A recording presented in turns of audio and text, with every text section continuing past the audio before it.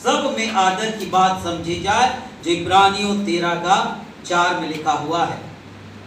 इसीलिए इंग्लिश में एक बात भी कहते हैं, marriage is the foundation of family. जो विवाह जो होता है वो पहली आधारशिला है। विवाह एक परिवार बनने के लिए पहला वो आधार है ना, फाउंडेशन, जिसको पाया, जिसको हम कहते हैं घर बनाने से पहले जब पाया खोदा जाता है, उसी प्रकार विवाह परिवार बनने से पहले विवाह पहला। Marriage is the foundation of family and family is the fundamental unity of society. ये विवाह जो है एक परिवार का शुभारंभ करने का एक आधार होता है, और परिवार जो होता है समाज का एक एकता होता है। हालेलुया। आज के बाद से आप दोनों एक अकेले नहीं कहलाओगे।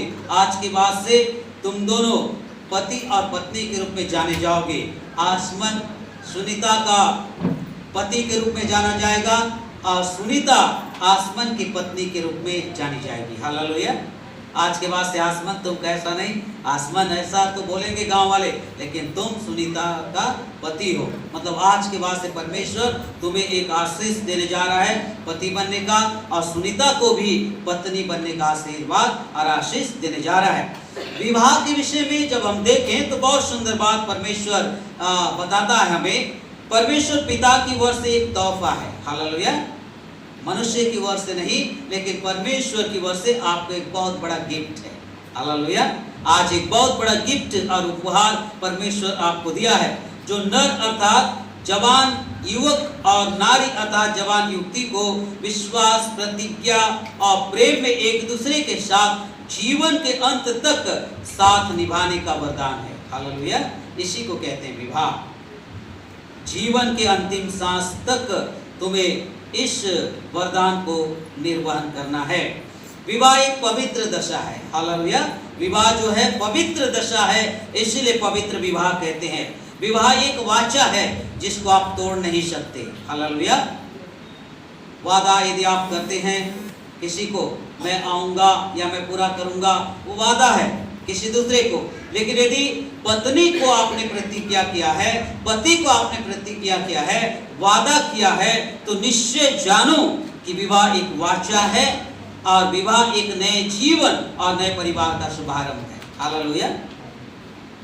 आसमान और सुनीता, विवाह एक नए जीवन का और नए परिवार का शुभारंभ है।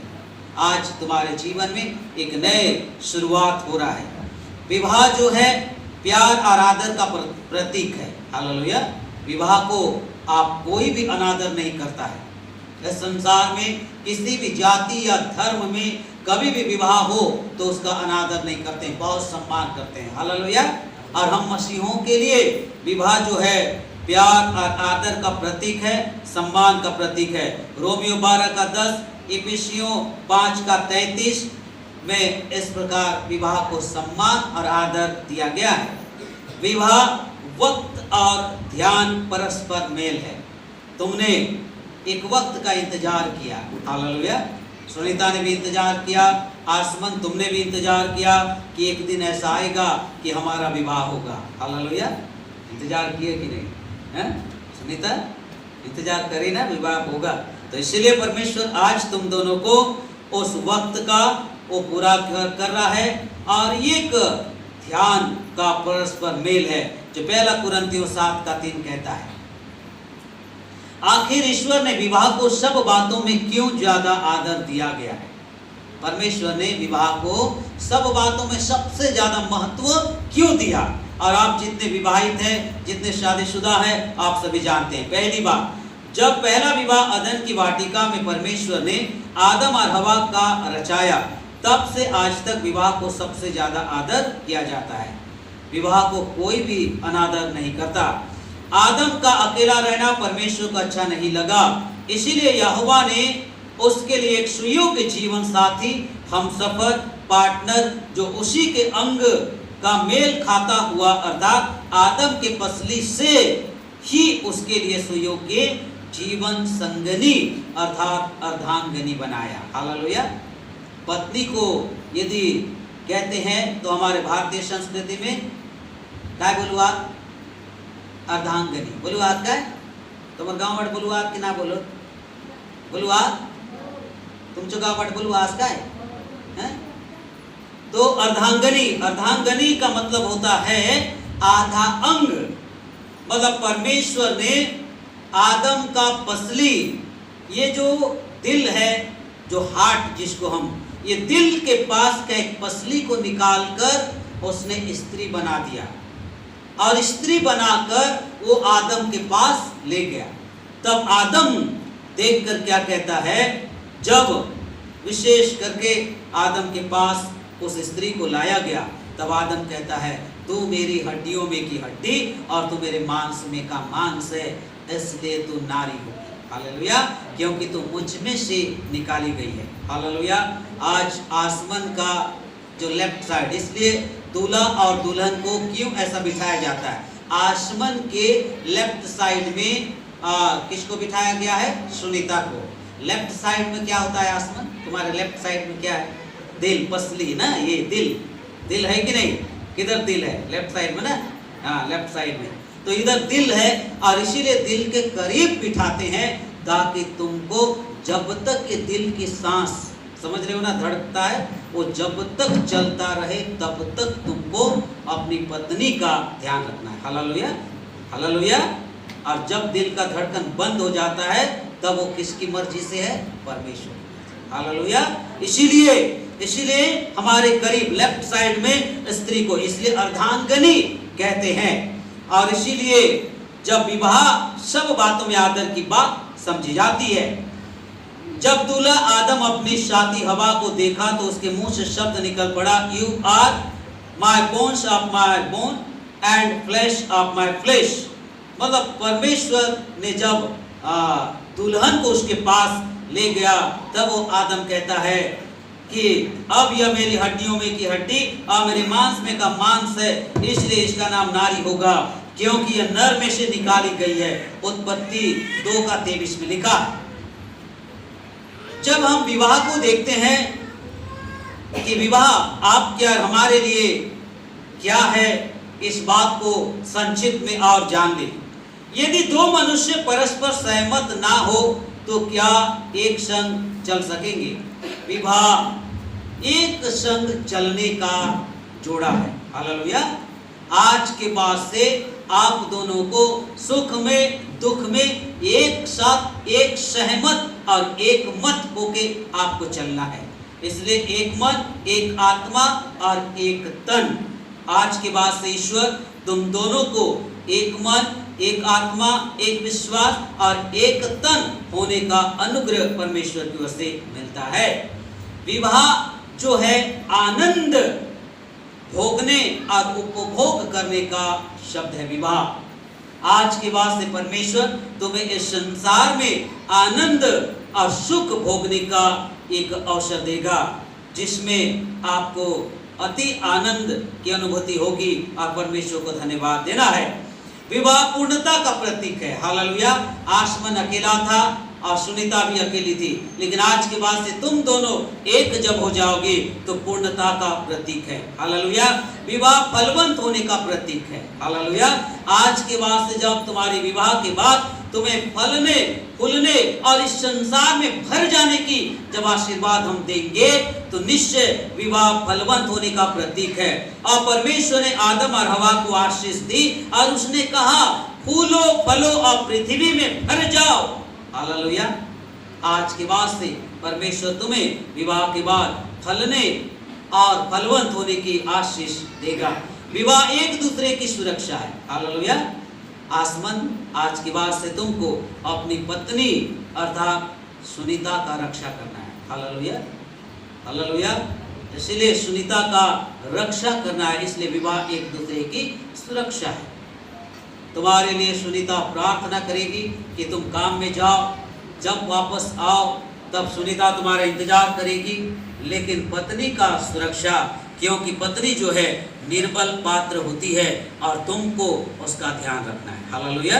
इसीलिए विवाह एक दूसरे की सुरक्षा, सुनीता भी तुम्हारी रक्षा करेगी और तुम सुनीता की रक्षा करो। इसलिए लिखा हुआ है, हे पतियों अपनी अपनी पत्नी से प्रेम रखो जैसा मसीह ने भी कलीसिया से प्रेम करके अपने आप को उसके लिए दे दिया। Hallelujah, hallelujah.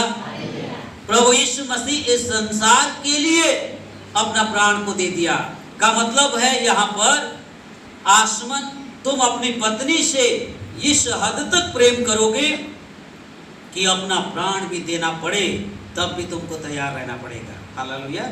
इसीलिए बाइबल में विवाह को सबसे आदर की बात कहा गया है।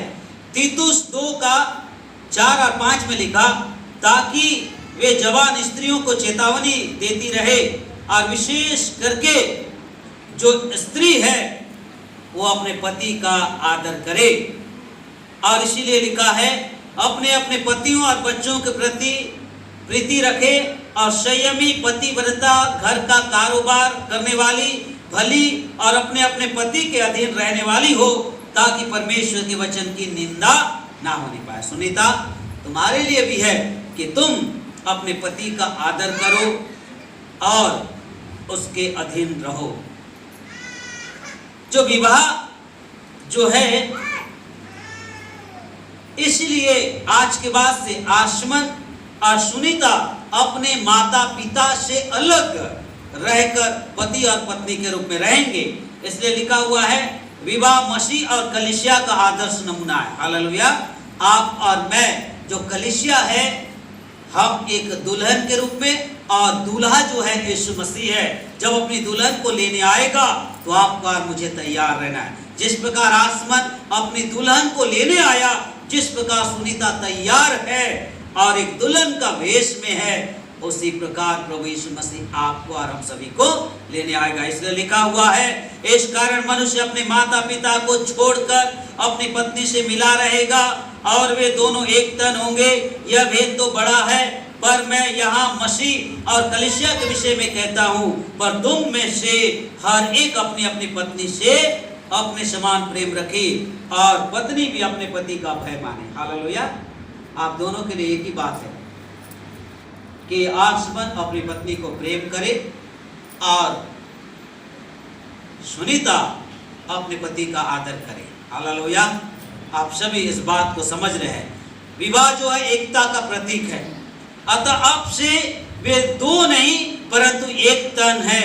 इसलिए जिसे परमेश्वर ने जोड़ा है उसे मनुष्य अलग ना करे। हालेलुया। माता पिता भी अलग नहीं कर सकते, समाज भी अलग नहीं कर सकता, कोई भी इंसान आज के बाद से आप दोनों को अलग नहीं करेगा। Hallelujah, hallelujah. समझ रहे हैं?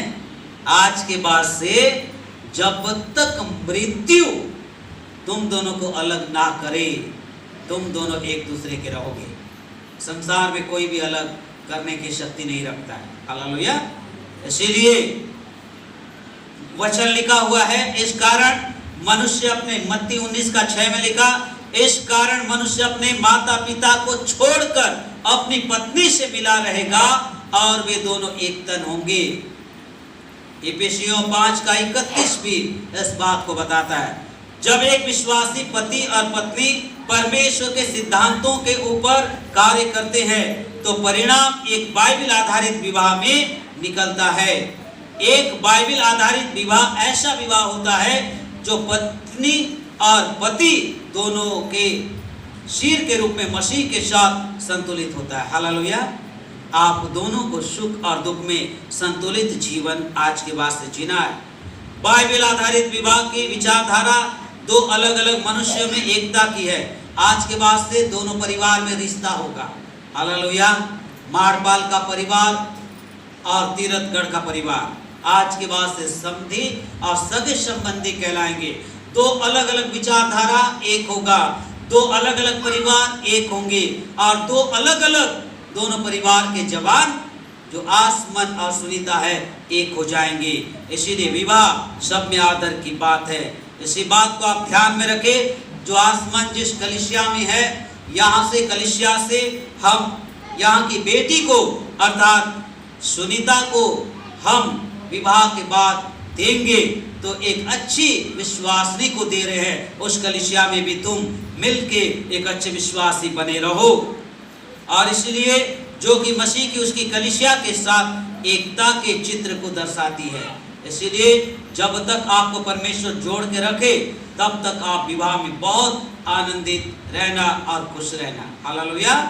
इसीलिए आदर्श पति और पत्नी होने के लिए आपको इन बातों को ध्यान में रखना है जो मैं बता के आज के संदेश को समाप्त करूंगा। आदर्श पति और पत्नी के लिए एक दूसरे के प्रति सम्मान। Hallelujah, hallelujah. चाहे पढ़ी लिखी हो चाहे अनपढ़ हो, एक दूसरे के प्रति आपको सम्मान करना पड़ेगा। आपको अपनी पत्नी का सम्मान करना है और पत्नी अपने पति का सम्मान। दूसरी बात, एक दूसरे के प्रति सच्चा प्रेम भाव। Hallelujah, hallelujah. मैसेज में तुमने कह दिया होगा आई लव यू सुनीता, बोला होगा, मैसेज किया होगा, फोन किया होगा, लेकिन आज आपको सचमुच में आई लव यू कहना ही नहीं, लेकिन आज के बाद से प्रेम करना है। Hallelujah, hallelujah. डरना नहीं है, ठीक है। इसलिए परमेश्वर ने सबके सामने तुमको पति और पत्नी हम अभिषिक्त के द्वारा घोषित किए जाएंगे। इसलिए एक दूसरे के प्रति सच्चा प्रेम करना है। सच्चा प्रेम का मतलब आप समझ रहे हैं ना। आज के बाद से सच्चा प्रेम मतलब जब तक परमेश्वर हमें जीवन दिया है तब तक पति और पत्नी में सच्चा प्रेम होना चाहिए। तीसरी बात, अपने स्वार्थ से पहले अपने साथी की इच्छा को महत्व देना। हालेलुया। सुनीता का इच्छा कुछ और होगा, तुम्हारा इच्छा कुछ और होगा, लेकिन आज के बाद से दोनों की इच्छा एक होगा। Hallelujah, hallelujah. जिद नहीं करना है, ठीक है सुनीता, लेकिन दोनों एक दूसरे को समझ के इस बात को ध्यान में रखना, अपने स्वार्थ से पहले अपने साथी की इच्छा को महत्व देना। हालेलुया। हो सकता है आसमान की इच्छा क्या होगा तुमको समझना है, तुम्हारी इच्छा क्या है आसमान समझेगा, ठीक है। और दोनों सम्मान पूर्वक उसका विचार करना है। चौथी बात, एक दूसरे पर इल्जाम ना लगाना, ठीक है। एक दूसरे पर इल्जाम नहीं लगाना है, तू ऐसा तू ऐसा तू ऐसा, ऐसा वाला इल्जाम नहीं लगाना है, ठीक है। दोनों आज के बाद से प्रेम से, किसी प्रकार की पुरानी बातों को हमको याद नहीं करना है, एक दूसरे पर इल्जाम नहीं लगाना है, तब आदर्श पति पत्नी रहोगे। पांचवी बात, एक दूसरे की अलग सोच का भी आदर करना और उसे अपनाने की कोशिश करना। हालेलुया। हो सकता है माड़पाल में जिस परिवेश में सुनीता पली बड़ी, हमारे चर्च में जिस रूप में रही, अब तुम्हारे चर्च में जाएगी, वहाँ का उठना बैठना, वहाँ का रहन सहन कैसा है, वो सब कुछ को तुमको सिखाना। हालेलुया। क्योंकि सुनीता के लिए नया होगा, नया गांव होगा, नया जगह होगा, नया वातावरण होगा, नया परिवार होगा, इसीलिए